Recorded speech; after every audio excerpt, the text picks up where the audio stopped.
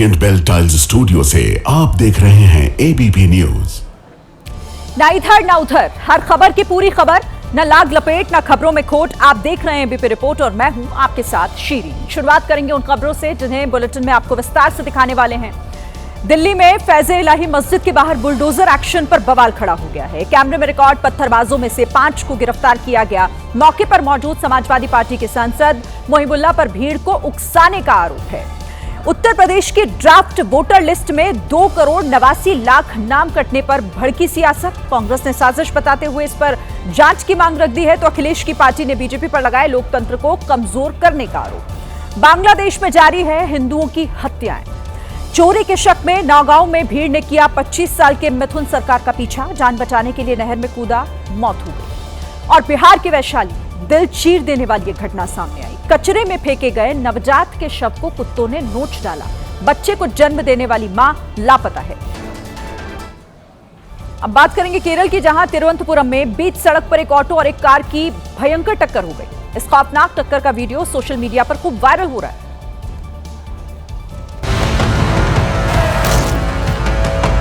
Video में auto और car के बीच आमने सामने टक्कर हो गई। टक्कर के बाद सामान ढोने वाला ऑटो पलट गया, जबकि अर्टिगा कार लहराते हुए दीवार से जा टकराई।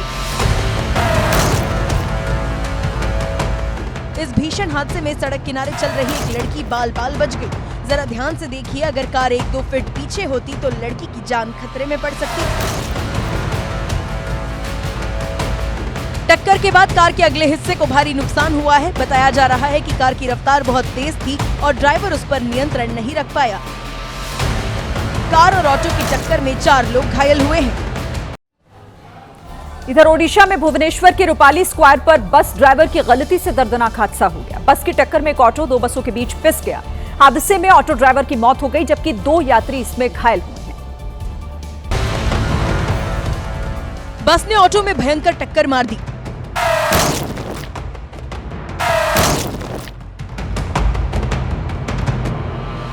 टक्कर ऐसी जिसमें ऑटो पूरी तरह से पिस गया। बस ड्राइवर न जाने कहां खोया था। बस सिग्नल पर खड़ी थी, लेकिन अचानक उसने ऑटो में टक्कर मारी, जो आगे खड़ी बस में जाकर बुरी तरह पिचक गया। पहले तो लोग समझ ही नहीं पाए, लेकिन उसके बाद ऑटो ड्राइवर को देख लोगों के होश उड़ गए। ऑटो ड्राइवर बुरी तरह पिस गया था। लोगों ने फौरन उसे बचाने के लिए जोर लगाया। ऑटो आगे वाली बस में भी फंस गया। जैसे ही आगे वाली बस चली, ऑटो उसके साथ चल दिया, लेकिन लोगों ने बस को रुकवाया, ऑटो वाले को बाहर निकाला, लेकिन तब तक शरीर से जान निकल चुकी थी। ये पूरी दर्दनाक घटना बस के डैश कैम में रिकॉर्ड हो गई। बस ड्राइवर गिरफ्तार कर लिया गया। कर्नाटक के गडग में बस की महिला कंडक्टर से मारपीट की गई। बताया गया कि बस टिकट को लेकर हुई इस कहासुनी के बाद वहां पर मारपीट शुरू हो गई।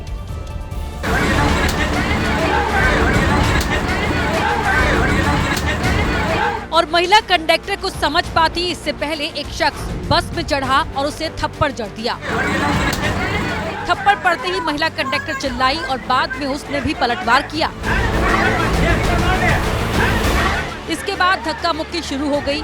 वहां मौजूद एक शख्स बीच बचाव करता हुआ दिखाई दिया। कंडक्टर वहीं बैठकर जोर जोर से रोने लगी। इससे पहले बस का ड्राइवर घटना का वीडियो बना रहा था, लेकिन एक यात्री ने उसका फोन छीन लिया।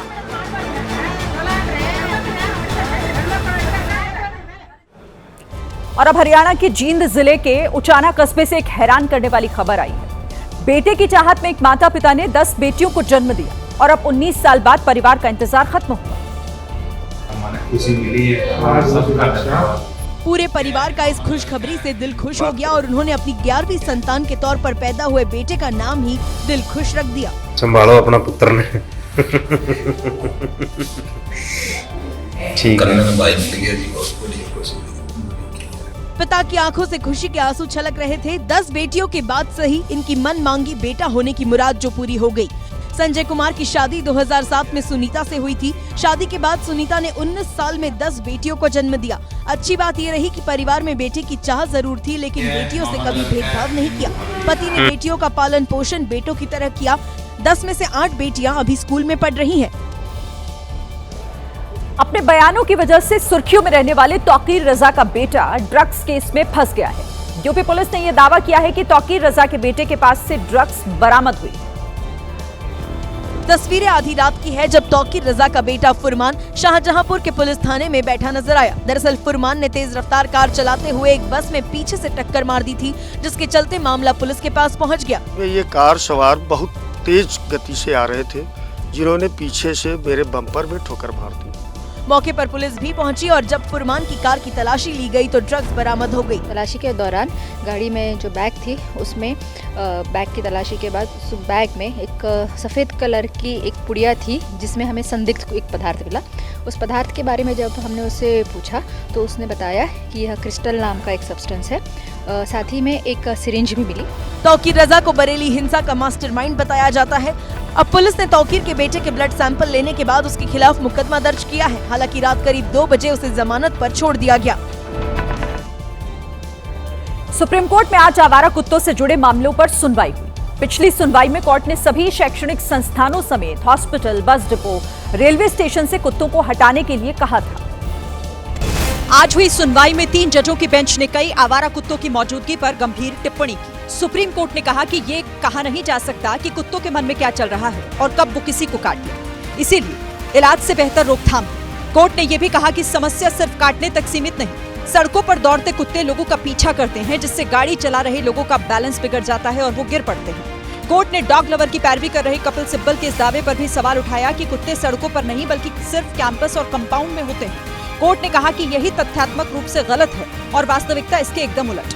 हालांकि डॉग लवर्स का कहना है कि कुत्तों को हटाना समस्या का समाधान नहीं, बिल्कुल हानि रहित है और वो कुत्ते आवारा नहीं है। जितना अधिकार मेरा है उनका कुत्तों का भी उतना अधिकार है। उनसे बस कहना यही है सर कि उनको ना मारें। आज इस मामले पर सुनवाई 2.5 घंटे तक चली। अगली सुनवाई 8 जनवरी यानी कल सुबह 10:30 बजे से फिर शुरू होगी। महाराष्ट्र के नगर निकाय चुनाव में सियासी वार पलटवार जारी है। इस बीच असदुद्दीन ओवैसी ने एनसीपी के अध्यक्ष अजित पवार पर ऐसा हमला बोला जिसकी चर्चा पूरे महाराष्ट्र में होने लगी है। ओवैसी जनसभा को संबोधित कर रहे थे और यहीं से उन्होंने अजित पवार पर निशाना साधा। अजित पवार, तुम शरद पवार के नहीं हुए, तुम नांदेड़ के क्या हो सकते हो? जो आदमी तुमको पाल पोस के बड़ा किया, तुमको मुकाम दिया, तुमको इज्जत दिया, तुम उसी को घर में बिठा के आगे बढ़ गए।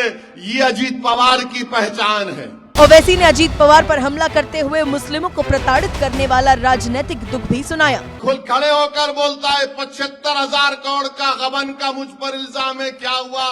हाँ अजित पवार, तुम्हारा नाम अजित पवार है। तुम्हारा नाम कोई मुसलमान का नाम होता तो तुम 75 साल जेल में रहते। ओवैसी ने कहा कि अजित पवार भले कई जगहों पर अलग लड़ रहे हैं, लेकिन असल में वो बीजेपी के ही साथ है।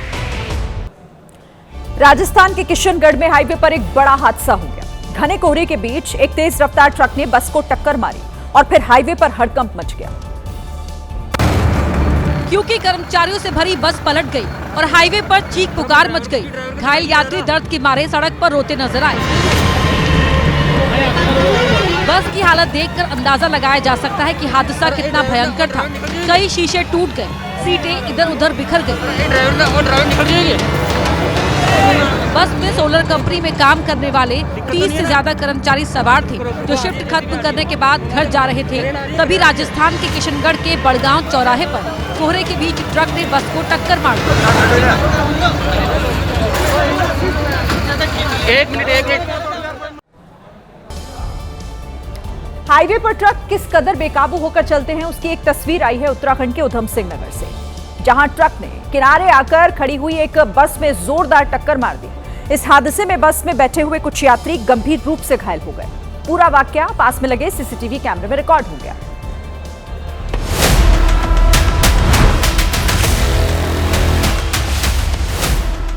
ट्रक आया और बस में टक्कर मारी। ऐसा लगा मानो ट्रक को सड़क किनारे खड़ी बस दिखी ही नहीं। टक्कर से बस कई फीट आगे खिसक गई और जोरदार झटके से कई यात्री घायल हो गए। हादसा उस समय हुआ जब गदरपुर के मसीत गांव के पास बस यात्रियों को उतार रही थी कि तभी पीछे से आ रहा ट्रक बस से टकरा गया। यूपी में एसआईआर के बाद चुनाव आयोग की ओर से जारी ड्राफ्ट वोटर लिस्ट पर प्रदेश की सियासत भड़क गई है। विपक्ष ने न सिर्फ इसे साजिश बताया है बल्कि चुनाव आयोग पर भी सवाल खड़े कर दिए। क्योंकि रिवीजन के बाद 2,89,00,000 मतदाताओं के नाम सूची से हटा दिए गए। इतनी बड़ी संख्या में वोट कटने के बाद समाजवादी पार्टी ने एक बैठक की जिसमें ड्राफ्ट वोटर लिस्ट को लेकर चर्चा हुई। अखिलेश यादव ने बीजेपी पर लोकतंत्र को कमजोर करने का आरोप लगाया। ड्राफ्ट रोल पब्लिश होना एक स्टेज है, अब आगे का काम होगा। हम लोग को हमारे बूथ वर्कर्स को ये जांच करनी है, जिनके फॉर्म जमा किए गए थे उनका वोट आया कि नहीं आया। वहीं कांग्रेस ने बीजेपी के साथ चुनाव आयोग को भी कटघरे में खड़ा किया। बताएं कि कितने घुसपैठिए उत्तर प्रदेश में पकड़े गए। एक घुसपैठिए की खबर आती है, बाकी सारी की सारे 2,89,00,000 कौन से वोटर हैं। प्रदेश के डिप्टी सीएम ब्रजेश पाठक ने नाम हटाए जाने के मामले पर विपक्ष को करारा जवाब दिया। ड्राफ्ट सूची आई, फाइनल सूची नहीं है, ये फाइनल सूची नहीं है। आप जुड़वाइए और जो सुधार है उसको लगातार अभी किया जाता है। यूपी में ड्राफ्ट वोटर लिस्ट जारी होने के बाद जिन जिलों को लेकर सबसे ज्यादा चर्चा हो रही है उनमें राजधानी लखनऊ भी शामिल है, क्योंकि लखनऊ में करीब 40 लाख मतदाता थे, जिनमें से 30% से ज्यादा मतदाताओं के नाम कट गए हैं। गाजियाबाद में 28 लाख से ज्यादा मतदाताओं में से करीब 29% के नाम कटे हैं। वहीं बलरामपुर में करीब 16 लाख मतदाता थे, वहां करीब 26% के नाम हटा दिए गए हैं। सबसे कम नाम ललितपुर में कटे, जहां 9.5 लाख वोटर्स में से करीब 10% के नाम काटे गए। इसके अलावा हमीरपुर में करीब 8.5 लाख वोटर्स में से करीब 11% के नाम काट दिए गए हैं। वहीं महोबा की बात करें तो करीब 7 लाख मतदाताओं में से 12% वोटर्स के नाम हटाए गए हैं। किसी के घर में बच्चा होता है तो वो उसे अपने सीने से लगा कर रखता है, लेकिन बिहार के वैशाली में एक नवजात को कचरे में फेंक दिया गया। कुत्ते उस नवजात के शव को नोच कर सड़क पर ले आए और इसके बाद वो शव सड़क पर ही पड़ा रहा। बीच सड़क पर शव को देखने के लिए लोगों की भीड़ जमा हुई। फिर नगर परिषद की टीम को बुलाकर जैसे कचरा उठाया जाता है उसी तरह उस नवजात के शव को उठाकर वापस बोरी में रखा गया। लोगों ने बताया कि एक महिला कचरे की बोरी में शव लेकर आई थी। 5-6 बजे के बीच में वो लेडीज आता है, इधर कचरा उचरा फेंक के जाता है। वही फेंक के गया था, जब 1-2 घंटा बाद कुतुबा जब अति किया तो वही बोरवा से निकला। वैशाली के सदर बाजार के गेट के पास मिले शव के पैरों को आवारा कुत्ते खा चुके थे। आरोप है कि 200 मीटर की दूरी पर पुलिस स्टेशन होने के बावजूद पुलिस को वहां पहुंचने में 2 घंटे लग गए। और इस वक्त की बड़ी खबर जम्मू कश्मीर से आ रही है। जम्मू कश्मीर के कठुआ में सुरक्षा बलों और आतंकियों के बीच मुठभेड़ जारी। जंगल में कुछ आतंकियों के छिपे होने की खबर है, जिसके बाद से ही सुरक्षा बल पूरे इलाके की घेराबंदी कर सर्च ऑपरेशन में जुटे हुए हैं। तो जम्मू कश्मीर के कठुआ से इस वक्त की बड़ी खबर, जहां आतंकियों के साथ ये मुठभेड़ चल रही है। जंगलों में छिपे होने की सूचना के बाद सेना ने ऑपरेशन शुरू किया है। उत्तर प्रदेश के झांसी में पहली महिला ऑटो चालक की मौत के मामले में चौंकाने वाला खुलासा हुआ। पोस्टमार्टम रिपोर्ट में साफ हुआ कि महिला की मौत सड़क हादसे में नहीं बल्कि सिर में गोली लगने से हुई थी।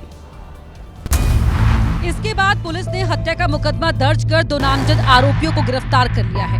वहीं इस वारदात के मुख्य आरोपी की तलाश जारी है, जिस पर पुलिस ने 25,000 रुपए का इनाम घोषित किया। पुलिस के मुताबिक मृतक मुख्य आरोपी के साथ लिव इन रिलेशनशिप में रह रही थी और बीते कुछ समय से दोनों के बीच लगातार विवाद चल रहा था। मुख्य आरोपी मुकेश झा के प्रथम दृश्य पिछले 6-7 साल से श्रीमती अनिता चौधरी के परिचित थे और उनके साथ रह रही थी। कुछ महीनों से इनके बीच में अनबन चल रही है। दरअसल रविवार सोमवार की दरमियानी रात 40 साल की अनिता चौधरी का शव खून से लथपथ हालत में मिला था।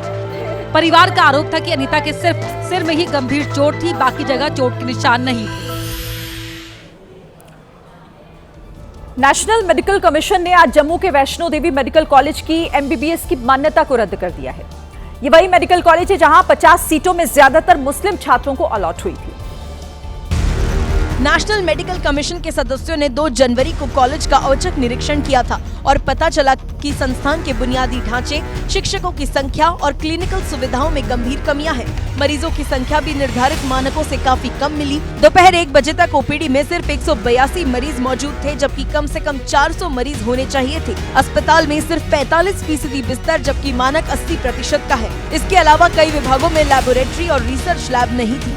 इधर कॉलेज की मान्यता रद्द होते ही माता वैष्णो देवी संघर्ष समिति के सदस्यों ने जमकर जश्न मनाया और मिठाइयां बांटी। और 45 दिन के अंदर अगर सफलता मिली है तो तो उसका आई थिंक मुख्य कारण ये रहा होगा, एक तो संघर्ष करने वालों के मन के अंदर की पवित्रता। कुछ महीने पहले कॉलेज पर आरोप लगा था कि 2025-26 के पहले बैच में 42 मुस्लिम, 7 हिंदू और एक सिख छात्र का नाम सीट अलॉटमेंट लिस्ट में रखा, जिसके बाद कई हिंदू संगठनों ने विरोध प्रदर्शन किया था। उत्तरकाशी के गुराड़ी गांव में उस वक्त हड़कंप मच गया जब 3 घरों में आग लग गई। आग देखकर लोगों की सांसें अटक गई, इलाके में भागम भाग मच गई। क्योंकि घर में लगी आग ने कुछ मिनटों में ही भयंकर रूप धारण कर लिया और वो 3 घरों तक फैल गई। काले धुएं का गुबार गांव में दूर तक नजर आ रहा था। उत्तरकाशी के गुराड़ी गांव के जिन घरों में आग लगी, वहां रह रहे लोगों ने जैसे तैसे अपनी जान बचाई, लेकिन इस भयानक आग की चपेट में घरों में बंधे 13 जानवर आ गए, जिनकी झुलसकर जान चली गई। आग इतनी भीषण थी कि रात में लगी आग को बुझाते बुझाते सुबह हो गई। पति पत्नी के बीच घर में होने वाले छोटे मोटे झगड़े कई बार बढ़ते बढ़ते तलाक तक पहुंच जाते हैं। ऐसे ही एक मामले की सुनवाई करते हुए तेलंगाना हाईकोर्ट ने एक ऐतिहासिक फैसला सुनाया है। हैदराबाद के एक व्यक्ति ने अपनी पत्नी के खिलाफ तलाक की याचिका दाखिल की थी। पति का आरोप है कि पत्नी शादी के बाद से घर पर खाना नहीं बनाती है। पति ने यह भी आरोप लगाया कि घर में कामों में उसकी मां का हाथ नहीं बटाती है। हैदराबाद के रहने वाले आदमी ने कोर्ट में यह भी कहा कि पत्नी ने उस पर अलग रहने का मानसिक दबाव भी बनाया। पत्नी की बात की जाए तो वो एक आईटी प्रोफेशनल है, जिसके काम को देखते हुए कोर्ट ने एक बड़ा फैसला सुनाया। कोर्ट ने कहा कि अगर पत्नी कामकाजी है तो ये जरूरी नहीं कि वो अकेले ही घर का काम करे, और पति के लिए खाना नहीं बनाना किसी भी तरह से क्रूरता की श्रेणी में नहीं आता है। कोर्ट ने पति की अपील को खारिज करते हुए तलाक देने से मना कर दिया। महाराष्ट्र में निकाय चुनाव के बीच कांग्रेस के नेता की हत्या हो गई। महाराष्ट्र कांग्रेस के उपाध्यक्ष हिदायतुल्लाह पटेल पर चाकू से हमला हुआ, और यह हमला उस वक्त हुआ जब वो नमाज पढ़कर लौट रहे थे। हमले के बाद हिदायतुल्लाह पटेल को अस्पताल ले जाया गया, जहां इलाज के दौरान उनकी मौत हो गई। हत्या की खबर जैसे ही फैली, कांग्रेस कार्यकर्ताओं की भीड़ उमड़ पड़ी। कार्यकर्ताओं ने महाराष्ट्र के अकोला जिले में अकोट पुलिस स्टेशन को घेर लिया। कांग्रेस के कार्यकर्ता गिरफ्तार किए गए आरोपी के नार्को टेस्ट की मांग कर रहे हैं। हिदायतुल्लाह पटेल ने साल 2014 और 2019 का लोकसभा चुनाव अकोला सीट से लड़ा था। बिहार में सीएम नीतीश के हिजाब कांड से जुड़ी एक बड़ी खबर आपको बता दें। महिला डॉक्टर नुसरत परवीन ने नौकरी ज्वाइन कर ली है। 24 दिन बाद नुसरत परवीन ने नौकरी ज्वाइन की। हिजाब विवाद के बाद नुसरत ने ज्वाइन नहीं किया था। नियुक्ति पत्र देने के दौरान नीतीश ने हिजाब खींचा था। पटना सदर अस्पताल में नुसरत ने जॉब ज्वाइन की है। नियुक्ति पत्र नुसरत को मुख्यमंत्री ने 15 दिसंबर को दिया था।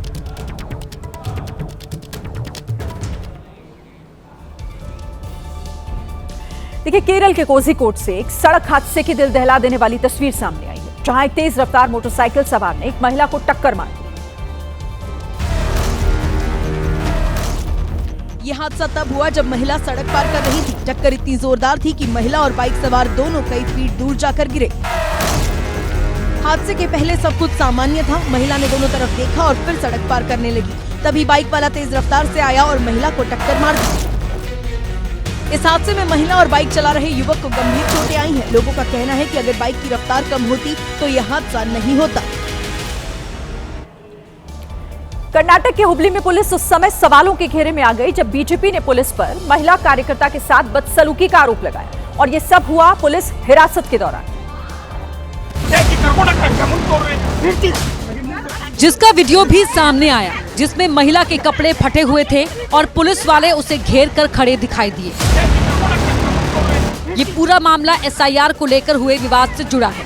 बताया गया कि कांग्रेस कार्यकर्ता की शिकायत पर पुलिस ने बीजेपी महिला कार्यकर्ता को हिरासत में लिया, लेकिन आरोप है कि जब उसने हिरासत में लिए जाने का विरोध किया तो पुलिस वालों ने न सिर्फ उसकी पिटाई की बल्कि उसके कपड़े भी फाड़ दिए। बीजेपी नेताओं ने पुलिस की कार्रवाई की निंदा की और इसमें शामिल पुलिसकर्मियों के खिलाफ कार्रवाई की मांग की। फिलहाल इस घटना से इलाके में पॉलिटिकल टेंशन बढ़ गई है और दोनों ही पार्टियों ने एक दूसरे के खिलाफ शिकायत दर्ज करा दी।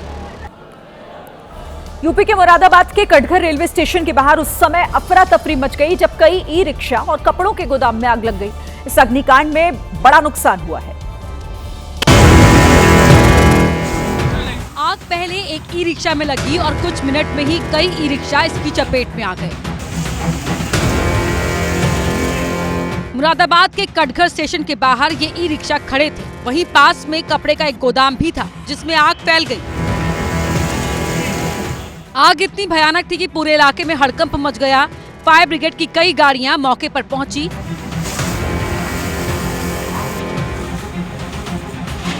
आग पर काबू पाने में फायर फाइटर्स के पसीने छूट गए। इस अग्निकांड में लाखों का नुकसान हुआ।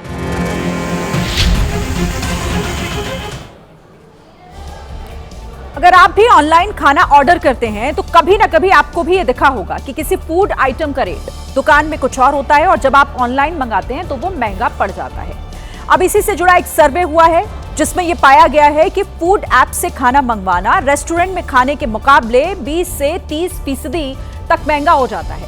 सर्वे एजेंसी लोकल सर्कल्स के हालिया सर्वे में 55% लोगों ने कहा है कि जब वो ऑनलाइन खाना ऑर्डर करते हैं तो और रेस्टोरेंट में जाकर जब खाते हैं तो उसमें बहुत बड़ा उन्हें डिफरेंस दिखाई देता है।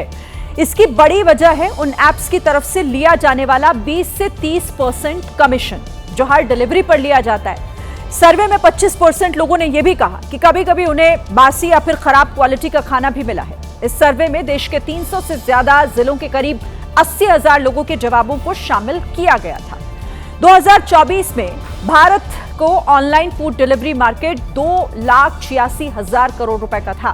अब बदलते दौर में अनुमान लगाया जा रहा है कि 2030 तक ये सेक्टर 12 लाख करोड़ तक का हो सकता है। अब एक बड़ी खबर दिल्ली से आ रही है। एनडीएमसी बजट में दिल्ली वालों को बड़ी सौगात। नई दिल्ली में रात में भी अब बाजार खोलने की तैयारी हो रही है। नई दिल्ली के कुछ इलाकों में बाजार खुलेंगे, लोग रात के समय भी खरीदारी कर पाएंगे। दिल्ली में अब रेस्टोरेंट भी पूरी रात खुले रहेंगे। एनडीएमसी बजट में दिल्ली वालों को ये बड़ी सौगात है। तो रात के समय भी अब खरीदारी की जा सकेगी। दिल्ली में कई ऐसे मार्केट्स हैं जिन्हें रात भर खुले जाने की बात कही जा रही है। एनडीएमसी बजट में ये बड़ी बात शामिल की गई है। कई ऐसे रेस्टोरेंट दिल्ली में जो पूरी रात खुले रहेंगे। तो दिल्ली वालों के लिए एक बड़ी खबर, कुछ इलाकों में रात भर बाजार खोलने की तैयारी। रात के समय भी अब शॉपिंग की जा सकेगी और साथ ही रेस्टोरेंट में खाना खाया जा सकेगा।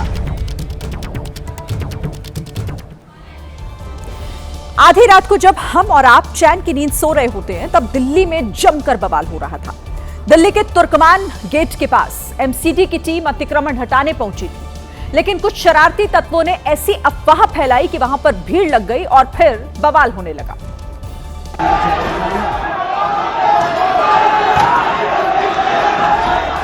बवाल की शुरुआत तब हुई जब तुर्कमान गेट के पास बनी फैज़ इलाही मस्जिद के पास बुलडोजर गरजने लगे। इसके बाद उपद्रवियों ने पुलिस पर पथराव कर दिया। आधा पौना उठाकर उपद्रवी पुलिस को मारने दौड़े और पुलिस टीम पर दनादन पत्थरों की बरसात कर दी। पुलिस ने लाख बार समझाया कि मस्जिद को नुकसान नहीं होगा, लेकिन उपद्रवी कहां सुनने वाले थे। वो तो बस गोली की रफ्तार में पुलिस को पत्थर मारे ही जा रहे थे।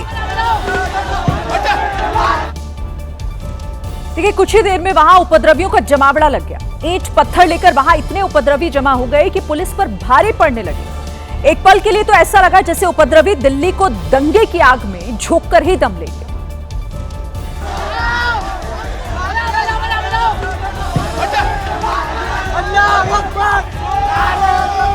क्योंकि उपद्रवी ना तो किसी की सुन रहे थे, ना कुछ समझने को तैयार थे। वो तो बस धार्मिक नारे लगाकर आगे बढ़ते जा रहे थे।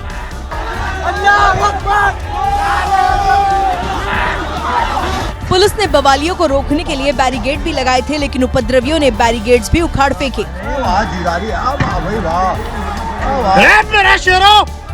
उपद्रवियों के सामने जो कुछ आया उसे उन्होंने तहस नहस कर दिया और ऐसा हंगामा मचाया कि आसपास रहने वाले लोग पूरी रात डरे सहमे अपने अपने घरों पर दुबके रहे। पहले तो देखिए, पुलिस ने सब्र से काम लिया। पुलिस पूरी कोशिश करती रही कि लोगों को समझा बुझाकर ही किसी तरह शांत किया जाए, लेकिन जब बात नहीं बनी तो फिर दिल्ली पुलिस ने भी अपना पावर दिखाना शुरू किया।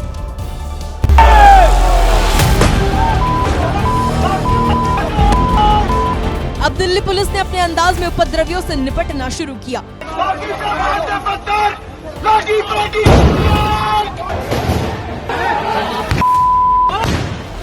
हाथों में आंसू गैस के गोले दागने वाली बंदूक और दूसरे हाथ में शील्ड लेकर पुलिस आगे बढ़ी तो उपद्रवियों के पसीने छूट गए।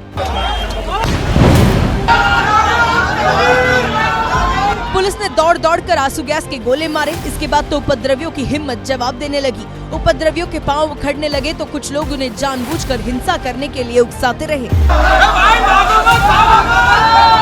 तेरी कसम।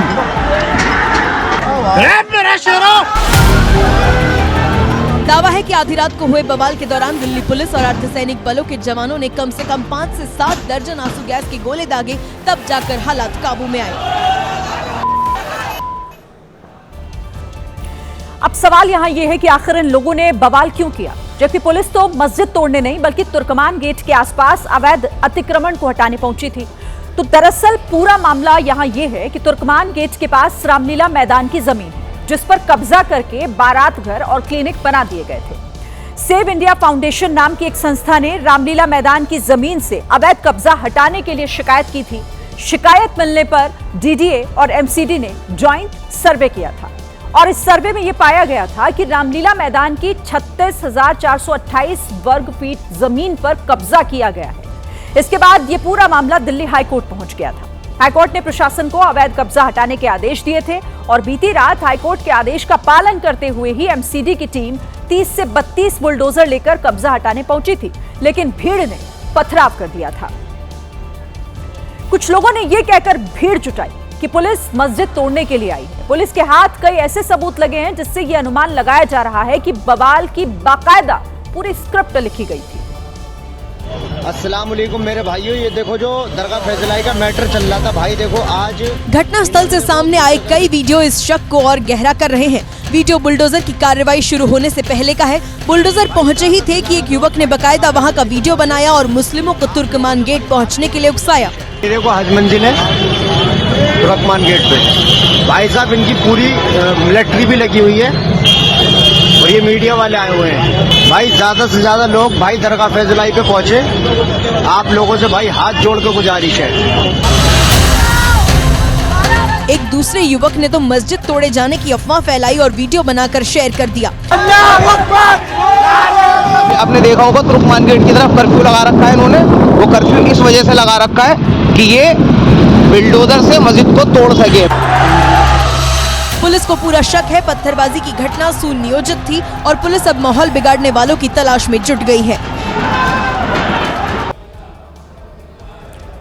अभी तक जो खुलासे हो रहे हैं उसके आधार पर पुलिस अब कार्रवाई कर रही है, लेकिन राहत की बात यहां यह है कि पुलिस ने रात में ही साजिश करने वालों के सारे मंसूबे फेल कर दिए हैं। एमसीडी की टीम ने तो अपना टारगेट भी पूरा कर लिया। बवाल के बावजूद एमसीडी ने मस्जिद के पास बने बारात घर को बुलडोजर चलाकर ढहा दिया, तो वहीं बारात घर के अलावा 2 दुकानें और 3 डिस्पेंसरी पर भी कार्रवाई की गई।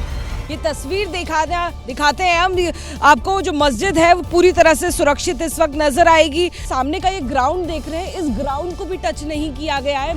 आधी रात को जिस जगह बवाल हुआ वहां भारी पुलिस फोर्स की तैनाती की गई है, लेकिन बवाल के निशान अभी तक देखे जा सकते हैं। जो आप तस्वीरें यहाँ पर देख रहे हैं, जो 2 व्हीलर्स यहाँ पर गिरे हुए आपको नजर आ रहे हैं, इसके अलावा जो आपको इस तरीके के जो पत्थर ये आपको नजर आ रहे हैं, आप ये देखिए इस तरीके के जो पत्थर हैं, ये वो निशान है जब कल यहाँ पर कार्रवाई हो रही थी। मस्जिद का जो अतिक्रमण है उसको गिराने का काम चल रहा था। उसके बाद जो भीड़ थी वो यहीं इसी तुर्कमान गेट की गली से आगे मस्जिद की तरफ पहुंची। माहौल शांत रहे इसलिए वहाँ भारी फोर्स को तैनात किया गया है। दिल्ली पुलिस अब हालात सामान्य करने में जुटी है, वहीं उपद्रवियों की शामत भी आ गई है। दिल्ली पुलिस के आला अधिकारियों ने यह साफ कहा है कि जिसने भी रात में पत्थर चलाए थे उसमें से कोई भी बचने वाला नहीं। दिल्ली पुलिस ने तो बवाल और पत्थरबाजी के सामने आए वीडियो के आधार पर उपद्रवियों की पहचान भी शुरू कर दी है। पुलिस ने करीब 15 से 20 उपद्रवियों को हिरासत में लिया है, जबकि 5 आरोपियों को गिरफ्तार किए जाने की खबर है। कुछ शरारती तत्व हैं जिन्होंने इस तरह की हरकत करने की कोशिश की है और बिल्कुल दिल्ली पुलिस के रडार में है, कार्रवाई करेंगे। वहीं दिल्ली पत्थरबाजी कांड में एक और चौंकाने वाला खुलासा हुआ है। दिल्ली पत्थरबाजी कांड में रामपुर से समाजवादी पार्टी के सांसद मोहिबुल्ला नदवी का एक वीडियो सामने आया, जिसमें वो हंगामे वाली जगह पर मौजूद रहकर भीड़ को उकसाते नजर आ रहे हैं। दावा है कि दिल्ली पुलिस जल्द ही एसपी सांसद मोहिबुल्ला नदवी से पूछताछ करेगी। वहीं इस मामले में अब सियासत भी गर्मा गई है। विपक्षी पार्टियों के नेता सरकार पर मस्जिदों और मुसलमानों को टारगेट करने का आरोप लगा रहे हैं, जबकि बीजेपी कह रही है कि हिंसा स्वीकार नहीं है। आम आदमी पार्टी के विधायक अमानतुल्लाह खान ने तो रात में की गई बुलडोजर कार्रवाई को ही गलत बताया है, जबकि कांग्रेस सांसद इमरान मसूद का कहना है कि फैज इलाही मस्जिद वक्फ की है। रात के अंधेरे में 2 बजे जितनी पुलिस फोर्स का इस्तेमाल किया गया, जिस तरह तोड़ा गया, वो जायज है। मुसलमान का जीना मुहाल कर करके लोगों को आप दिखाते हो ना कि हमने मुसलमान का जीना मुहाल कर दिया, लेकिन ये 25 करोड़ है, दुनिया में कोई नहीं लेगा, ये रहेंगे यहीं।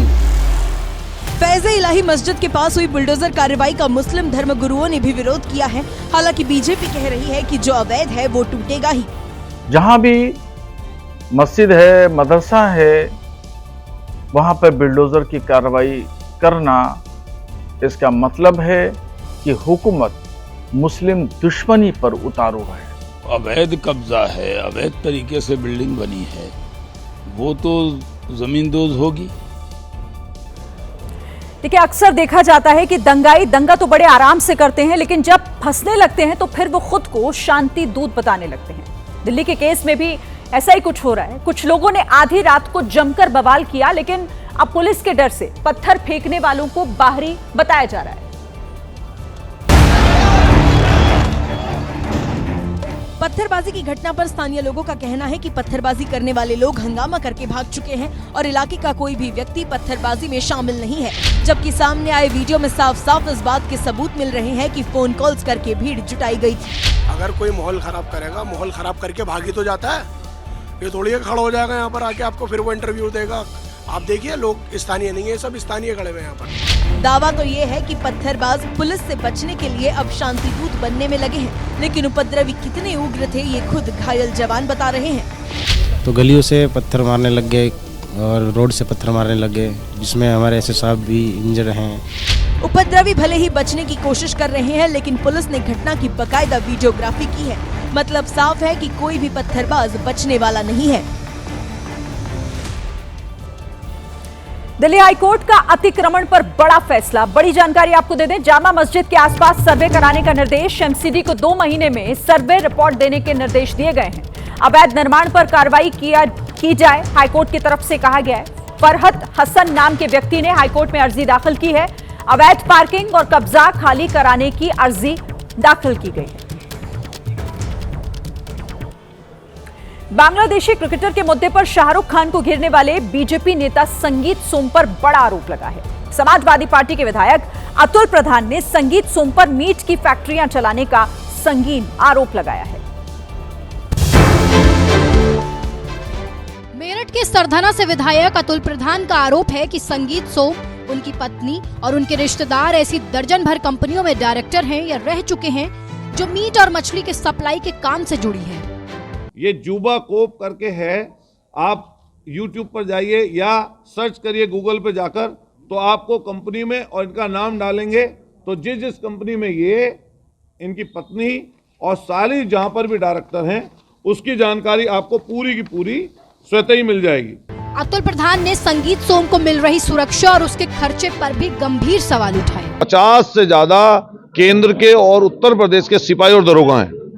3 गाड़ियां एस्कॉर्ट के रूप में, 3 गाड़ियों का सरकारी खर्चा सारा है। आप बताओ 50 लाख का होगा नहीं होगा। समाजवादी पार्टी के विधायक की दलील है कि संगीत सोम ने सुर्खियों में बने रहने के लिए शाहरुख खान की टीम में बांग्लादेशी क्रिकेटर का मुद्दा उछाला था। और इस वक्त एक बड़ी खबर आ रही है, उड़ानों के किराए को लेकर केंद्र सरकार सख्त। केंद्र ने सभी एयरलाइन से मांगा है किराए से जुड़ा हुआ data. Indigo, air India, spice jet से भी डेटा मांगा गया है। दिसंबर में किराए की जानकारी मांगी गई थी जो उन्होंने दिसंबर में वसूले थे। दिसंबर में इंडिगो की हजारों उड़ानें रद्द हुई थी। तो इस वक्त की ये बड़ी खबर, Indigo, air India, spice jet से डेटा मांगा गया है। दिसंबर में वसूले गए किराए की जानकारी भी इन एयरलाइन से मांगी गई।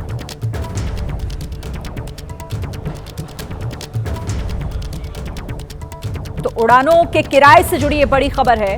केंद्र सरकार ने इस पर सख्ती दिखाई है और सभी एयरलाइन से किराए से जुड़ा हुआ डेटा मांगा है। जो किराया बढ़ा दिया गया था, जो लोगों से वसूला गया था, उसका डेटा इन सभी एयरलाइंस को सरकार को देना होगा। तो इसी के साथ ये थी आज की एबीपी रिपोर्ट। कल भी जारी रहेगी खबरों की खोज। नमस्कार।